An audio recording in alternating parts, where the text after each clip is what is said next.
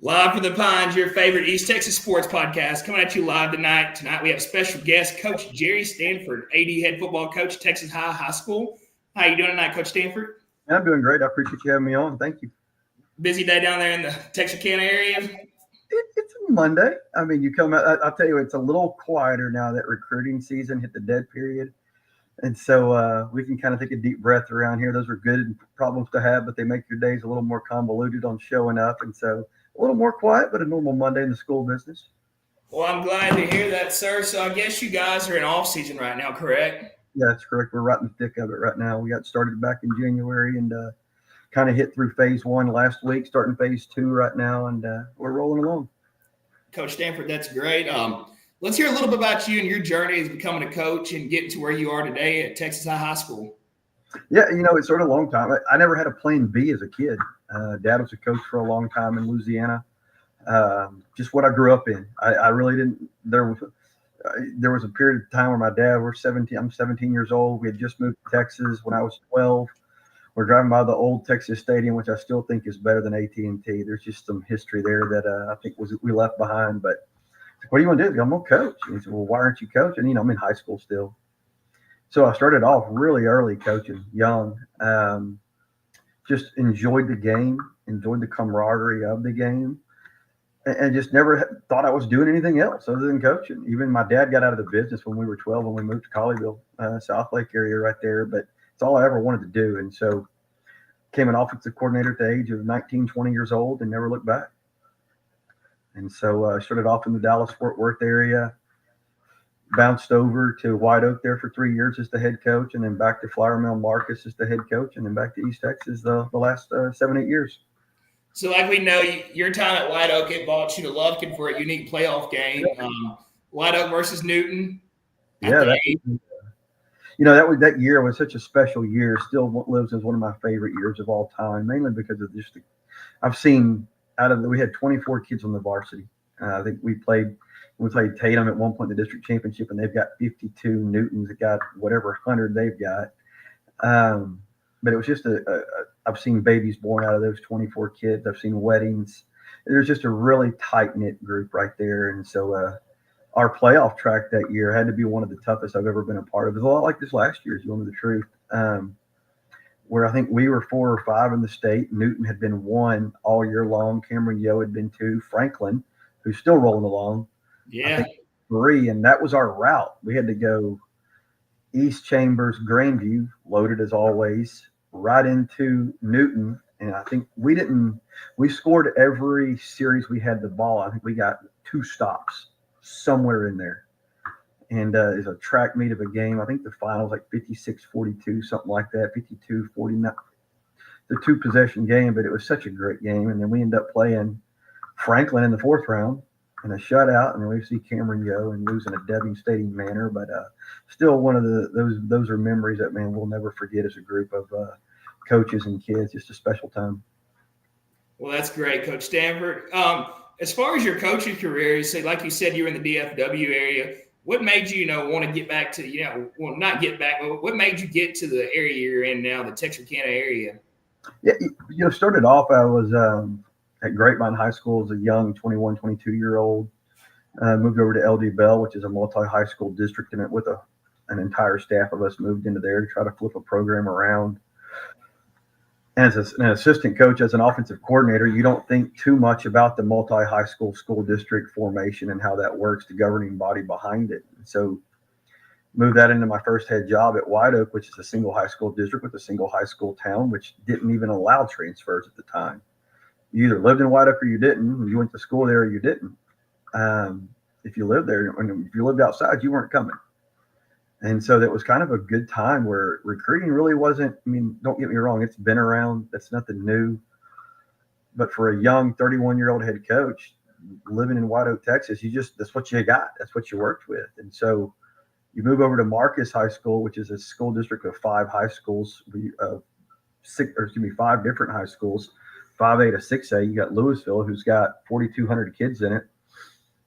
They're the Fighting Farmers, correct? The Fighting Farm. That was one of our rivals. And so the kids are the kids. 5A, 6A.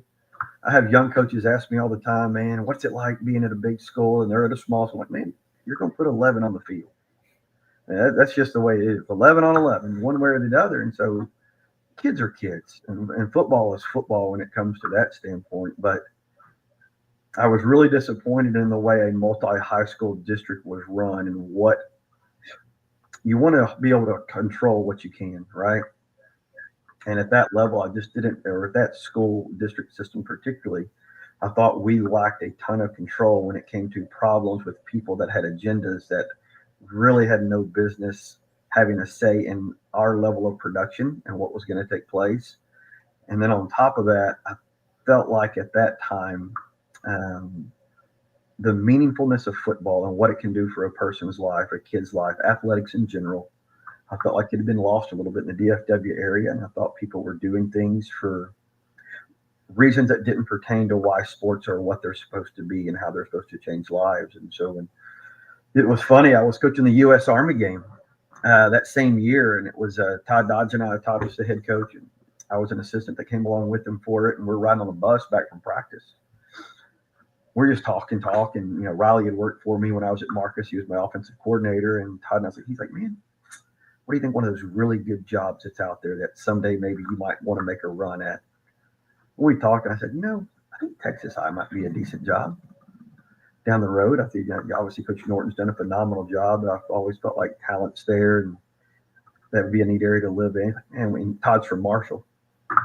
And so we kind of talked through it, and 6 weeks goes by, and all of a sudden my phone rings. And superintendent calls. He's like, hey, got your name from a couple people, just wanted to talk. And so we got into this 6-week ordeal of whether we would or wouldn't move. And here we are, 8 years later.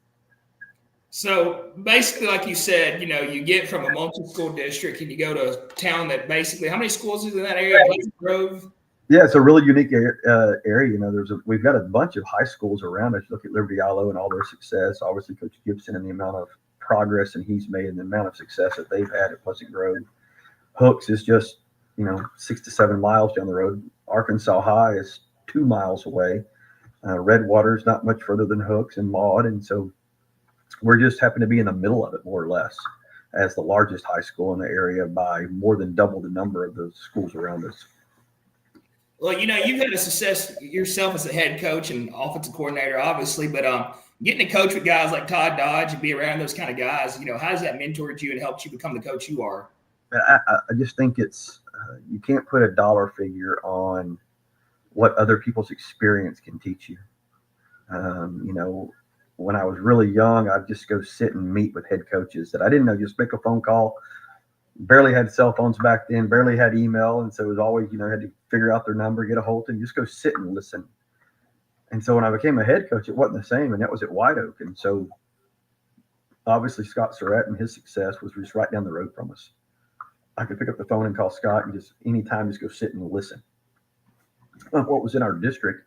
So White Oak, Tatum, Troop, just Jefferson in our district at White Oak. Well, that's Gerry Bennett, Andy Evans, Dennis Alexander, 3 of the winningest coaches in all-time Texas football history. And so, man, to go sit in their offices, and a lot of times DA, who has got to be up there, is probably the top, if not still the best high school football coach in Texas history.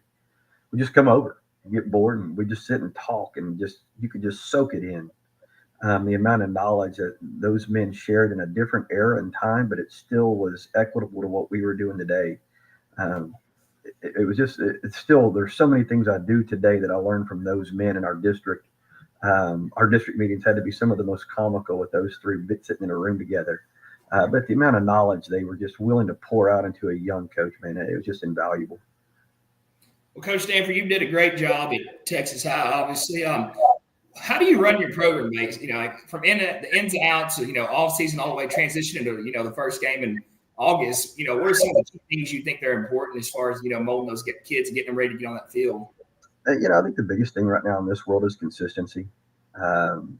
Kids need things that are consistent because the majority of their things around them within their lives, it's constantly changing. And kids, you know, they can take their phone and just flip it and the next thing shows up. If they don't like it, then they can go to something else, and they can constantly make things move that they don't like or they want to see differently. So with coaches, the more you can have the same people involved in a kid's life for a lengthy amount of time, the better chance you've got to build a relationship with the kid and get to know a kid. Because um, a lot of kids don't trust people, and that takes time, particularly when they've got home lives that are really rough, and there's nobody within their own familial background and or relative background that has really their best means to care about them. And so when you can have a staff like we've had in every sport, from football to baseball to basketball, and you're able to build some consistency on that, then the kids know when they walk in every day, the standard is the standard, the expectation is the expectation, and I know how my coaches are going to respond to the good and the bad. Um, the nucleus of our staff has been here for that period of time to be through some rough patches with kids. And so you look at our senior class that we've got right now, these guys were in fifth grade when we got here. My son was not even in school when we got here, and now he's a sixth grader. My daughter is a ninth grader. She was in second grade. And so we've seen a couple of generations of kids come through so that people know that we do care about these kids, and we're here to be here for the kids. We love football, and we want to win games, and our goal is to win a state championship. And we know those are lengthy and lofty goals, and we want to keep pressing towards that. But at the most part, we do want kids to know we care about them. Well, that's great, Coach. As far as y'all's youth programs around the Texarkana area, are you very involved with the youth? That was unique in Texarkana. So there's not a general when it comes to I think our Dixie League baseball on Arkansas side and the Texas side has done a phenomenal job. I think it's very, very consistent. It's got a ton of kids involved, and they've done a lot of great things for the youth. But there wasn't a basketball program that was consistent, and there wasn't a football program that was consistent as far as a youth league goes. And so over the last 6 years, we've been able to develop our own youth league. And so we started with flag football through our intramural program, which now we host outside of baseball and softball. We host every sport possible through our school district. And right now, through our flag football league, we go K through sixth grade. Everybody's a Texas Tiger in our football league, and it's on our campus, and our players are the officials. Our coaches help organize, and they run our offense and our defensive terminology, and it's 5-on-5, and it's almost free for kids to play in just about. And we can get as many kids on our campus wearing white and orange as we can, and we're up to about 350, 400 kids in that league. And then over the last 3 years, we've been able to develop that into a tackle league. They play in the Tri-County league. This will be their fourth year coming up. That's been a developmental league of really installing our offense and defense and getting men around that league who want to care about kids and see the best for Texas Tiger football. And so I think that's something we're going to continue to try to grow and really model it after our middle school programs. It's just an extension of what we want to see.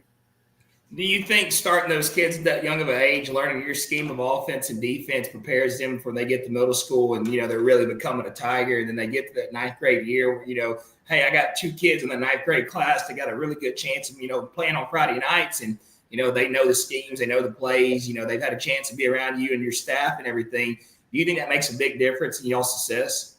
I think that's the biggest part of it. It's just when you go down to Tiger Stadium on a Saturday morning and our tackle league is playing or our flag league is in our indoor and our coaches are around and they're meeting a fourth grader or even a kindergartner, well, that's the budding of a relationship where there's some visions of trust that can come with that, right? And so I think the terminology is the same thing.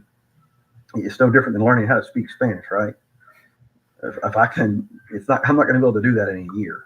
Yeah. Particularly myself, but over the course of time, football is kind of like learning Spanish to some degree. It's a foreign language in a lot of cases, and so the younger you can get that ingrained, the longer you can carry it out, the better chance of success you can see. I'm sure, as far as the stops you made in your coaching career, you've seen firsthand how football can change kids' lives and give them something that they've never had the chance to receive at a young age, and get the chance to get a free education, and one day nowadays you make a lot of money playing it, so get a head start financially. No, there is absolutely no doubt.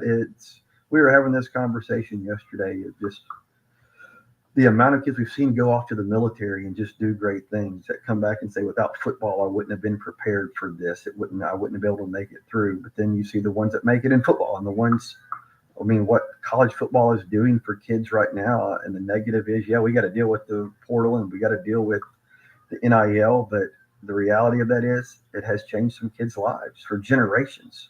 I mean, it's generational wealth for some kids that may or may not have never seen this had this part not come about. And so that part just makes you smile as a coach to see when kids' lives are changed and they do it the right way. That's great, Coach. And as far as your standpoint, running your program and everything, do you have a lot of coaches in and out of the office every day? We do. It was a busy recruiting season this year, and I think it's the geography and the landscape of that has really changed quite a bit. You don't see the Division II schools out like you used to. They used to be beating down doors, and now they're just beating down social media. You're really seeing your big Power 5 coaches out the most right now. And, if you're seeing them, it's because you've got a kid that is a for sure Power 5 kid. And we're just fortunate to have a couple of those right now. And so it's bringing traffic through, which brings some notoriety to your program, and kids see that and they want to see that. It obviously makes us better coaches when you got good talent. And so we're happy to have those kids around.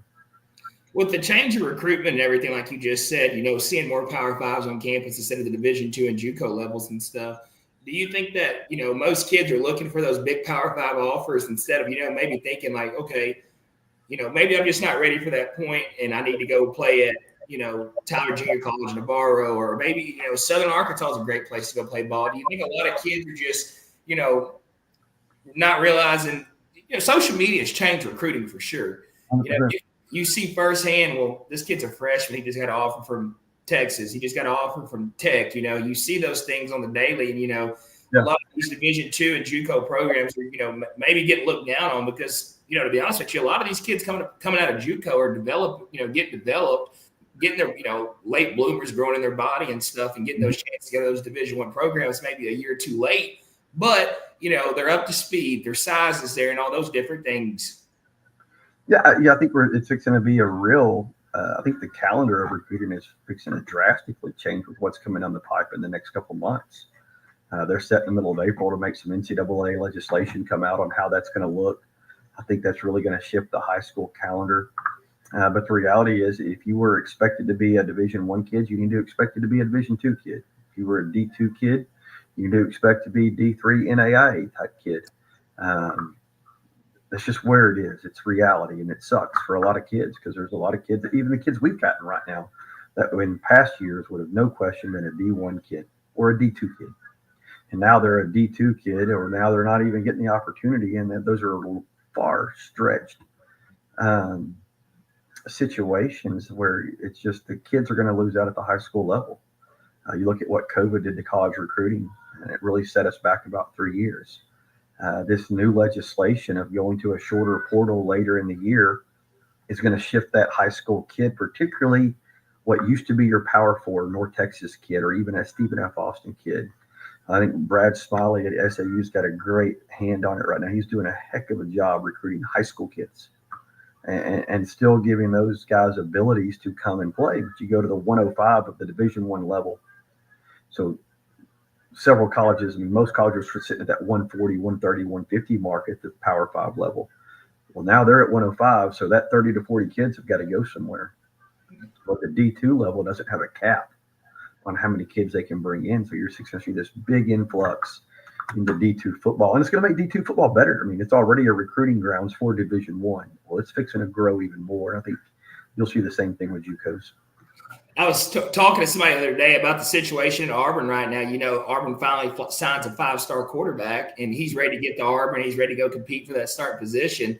And then I'm sure he checked Twitter and he sees, Jackson Arnold's coming. The other guy's coming. Now I got to go compete. Yeah, and that's the unfortunate thing about the world we live in today. A lot of kids do not want to compete. I get it at the Division I level. There's a time and place to make money, right? If I can guarantee myself as the starter in X amount of dollars, there's some benefit to that financially. But I think it's pushed its way down to the high school level of where, I want the easy road instead of the competing road. And I think that's something as high school coaches, we've had a ton of conversations about of, keeping the standard of it's a level of competition no matter where you are or what school you're at, that the job for you is to compete and make yourself the best version of you that you can be. And within that, there's a lot of hard work involved, and that's not always fun for kids to hear. Those two words, hard work, are maybe some of the worst cuss words kids hear around this day and time. And so we try to keep pushing that envelope of, you're not going to just win the lottery. There's still going to be hard work involved in everything that you do, and let's keep working towards that. Well, before we shift over to Tiger football, I've got a quick question for you. How are you able to retain your staff year in and year out, knowing the success of your program, and how do you handle the growth of these coaches? I think a lot of it has to do with, I think we still have some integrity. I think Pleasant Grove does, Liberty Isle is trying to do the same thing. There's some integrity in Northeast Texas that football's still important. And it's important for the right reasons, that they want to see, I think districts want to see kids' lives change through football.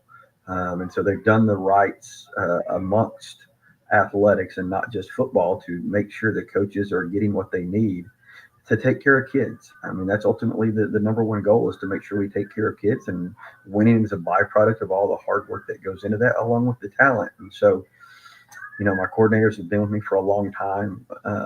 And that dyers upon the amount of success we've had with these guys still being here. I would not be in the position I'm in without these guys moving around. And so we spend a ton of time studying other staffs. I would love for my guys to go be head coaches, as many of them as possible that can go do that if they want to do that. But I will say the best days of my life was when all I had to worry about was third down. There was a lot less stress when all we had to do was get first downs and score points as a coordinator. And so I do tell these guys to cherish the moments of, man, just winning games and calling plays. There's an art to that still. And so, but we cherish each other. We don't have egos on our staff. I mean, from the standpoint of, we're not just trying to climb one over the other. I mean, we all have egos, don't get me wrong, but we all have the same common goal in mind. We do care about kids, and we ultimately want to keep winning football games together, and we like each other. We enjoy being around each other.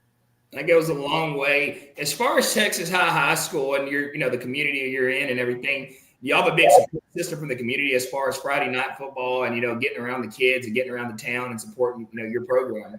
Yeah. It's a unique place, man. When you come to Tiger Stadium on a Friday night, it's a hard place to win. They really love their Tigers on Friday nights. They love to support us.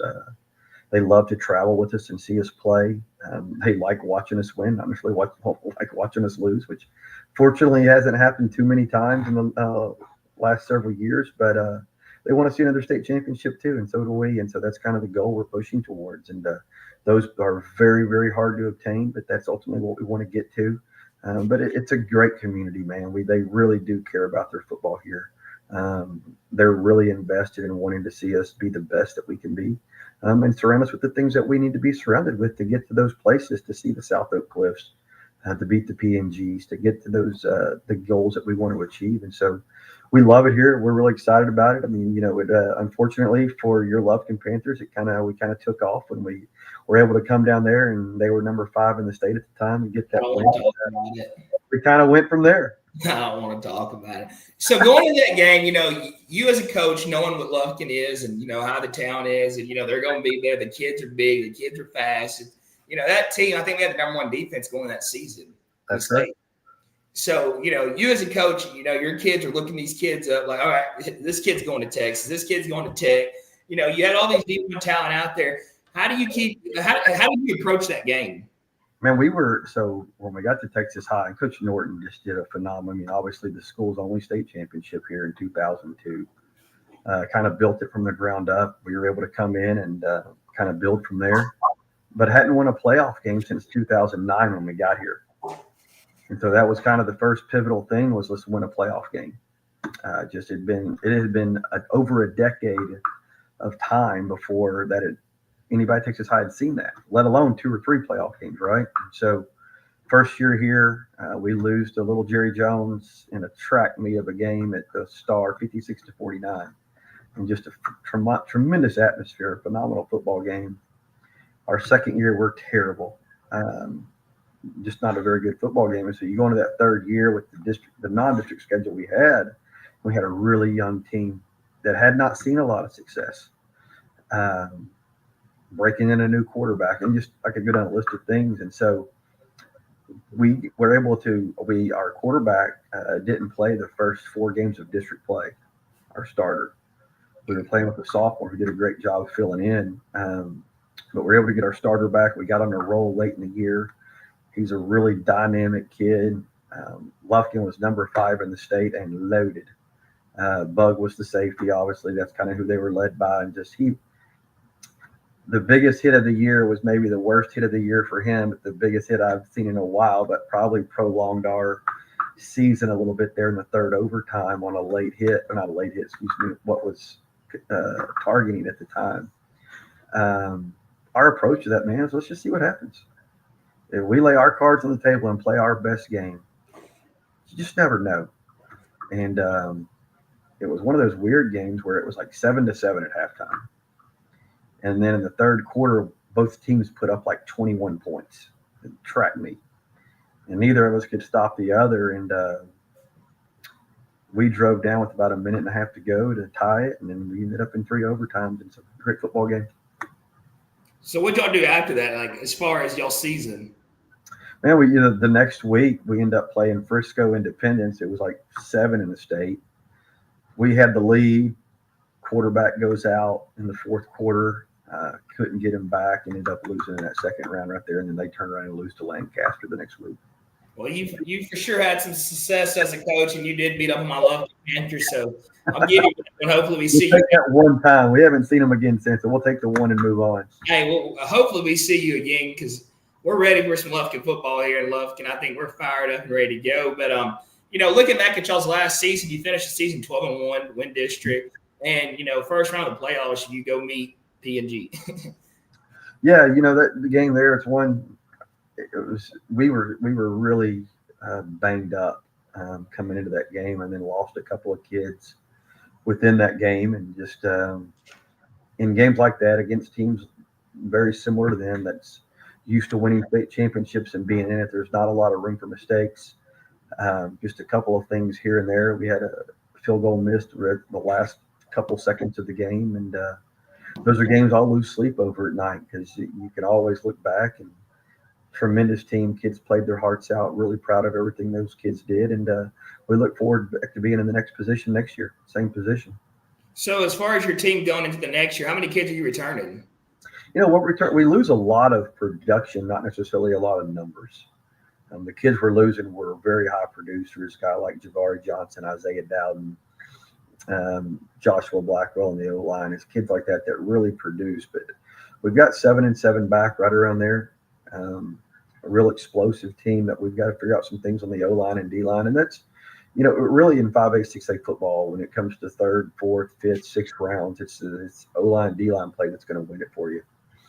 And you've got to be able to hold up there. I mean, that was kind of one of the problems in the P&G game is they averaged 305 pounds on the O-line, and we averaged 210 pounds on the D-line. And so we've got to do some things there that put us in a position to have a chance in that third, fourth round to get over the hump. That's kind of our next goal we've been in that fourth round, that third round now several times and looking to push past. And we feel like we've got a really good team to do that with this year. As far as your program and off season, getting ready to go into spring football and everything, are you doing anything different to transition this young, not necessarily young, but new faces? Are you doing anything different to get these guys ready? Yeah, we'll change the way we do spring ball a little bit. It's going to be a little more team oriented instead of, obviously we want to get the basics and foundations of what we did, but we've got to get some live bullets underneath us as well. Where the last couple of years with the amount of talent we've had back and the amount of depth we've had back, we've been able to back off the physicality side just to stay healthy in spring. And now we're going to have to rank up on the physicality side. We don't have near as much depth as we would like. And so we're looking at probably some potential of guys playing both ways, particularly just to help on the O-line and D-line, just to give us some more depth. I want to ask you about that. What's your takes on guys playing both ways in 5A, 6A football? We don't have a problem with it. Our best receiver this year was also our best corner. He was also our punter. He was our holder, and he was our backup quarterback.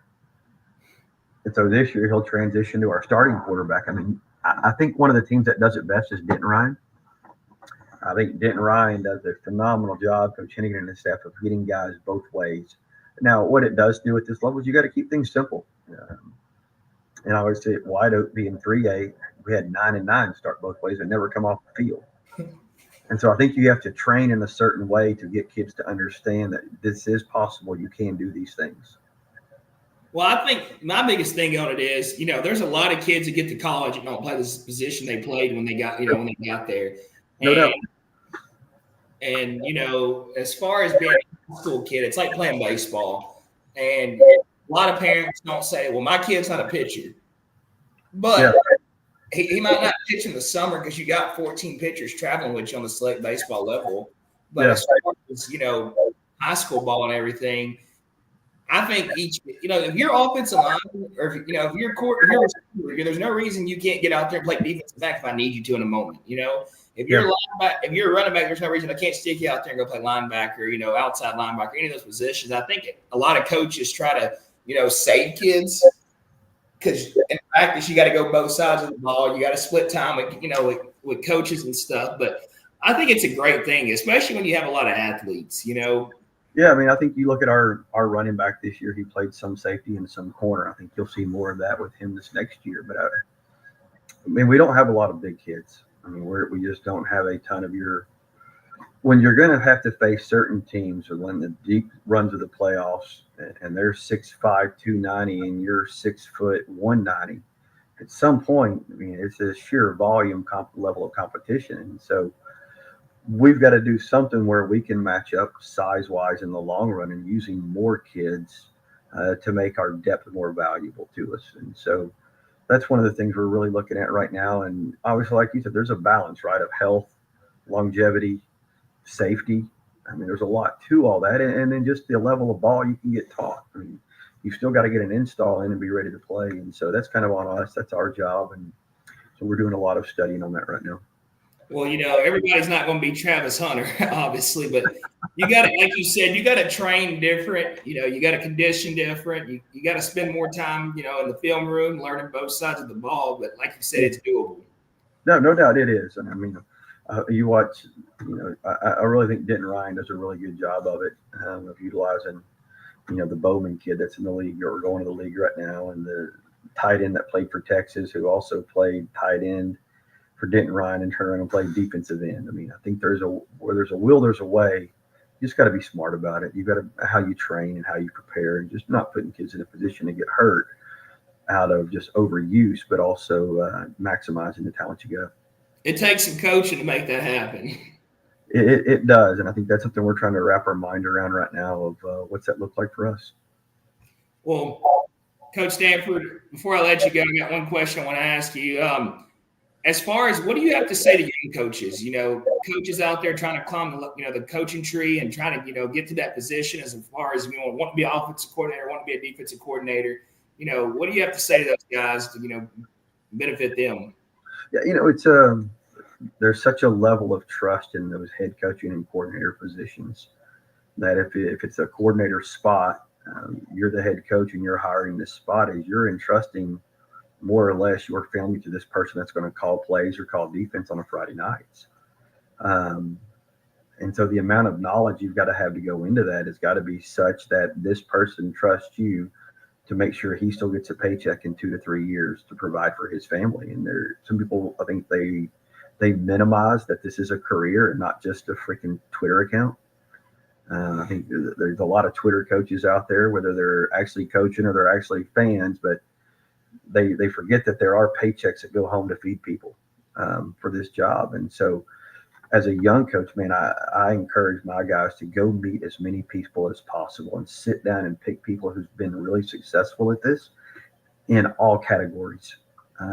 If there's guys at certain schools who build culture and they're really, really good at it, go visit them. If it's a guy that runs the wing T, go study it because you're going to need it. If it's a guy that runs a 3-4 and you run a 4 down, man, go sit and study these people because they've done it. But go to places that make you uncomfortable too. If you always live in your comfort zone of, I like this kind of school as opposed to this kind of school, I don't think you can maximize the amount of growth you can have as a coach. I think you need to see all walks of life and be diverse within the different types of schools you see so that allows you as a young coach to cast as big a net as possible to go be a coordinator. I mean, there's a ton of different schools in this whole state. If you can prove you can be a coordinator and or a head coach at all different walks of schools, it just makes you more valuable to be hired to get the job you want to get. Well, Coach Stanford, I thank you for coming on live from the Pines tonight, spreading your knowledge. I wish Texas had nothing but the best this upcoming season, and hopefully I might get a chance to make a game up there. I'd love to come see you guys play. Man, come on, we'll get you some fried catfish. We serve it up in the press box every Friday night. We'll take care of you. Come on by. I'm a fan of fried catfish. Me too. I did my fair share of eating that in my lifetime, so I wouldn't be opposed to that. But before we let you guys go, thank you to our sponsor, Zilker Belts. Use discount code PINES936 for all online orders, and make sure you go follow and support Coach Gerry Stanford and the Texas High Tigers. Man, I appreciate you having me on. Thank y'all. Yes, sir, Coach Stanford. Bye.